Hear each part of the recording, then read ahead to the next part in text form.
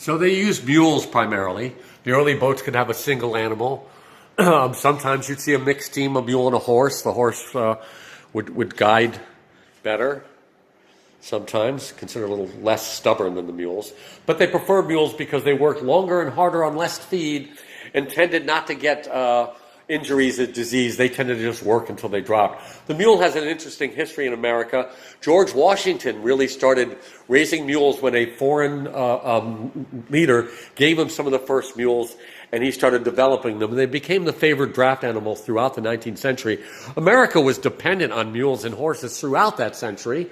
The famous epizootic of 1872, the Canadian horse flu, comes through and decimates industry because all the horses and mules are laid up. And we have some interesting artifacts here of the Canal era.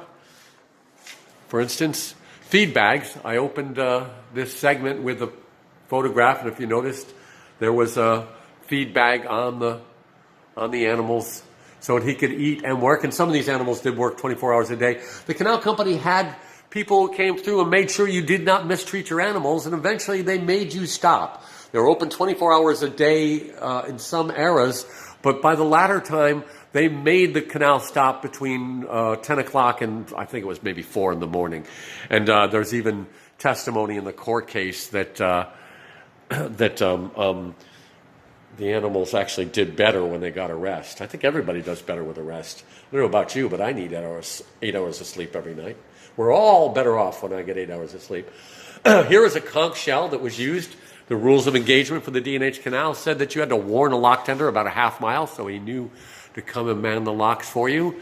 And so here we've got some tin horns and then a conch shell, the two ways that they would have used to alert people to the fact that they were coming.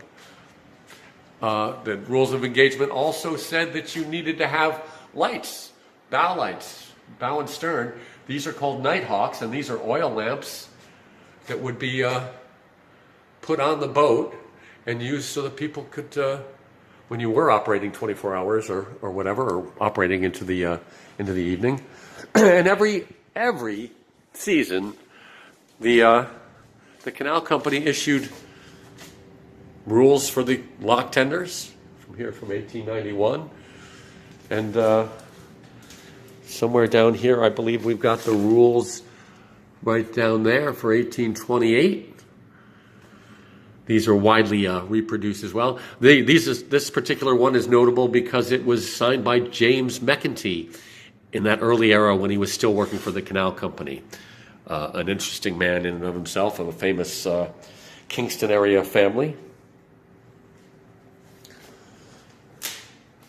And finally, to close out this little segment, we have here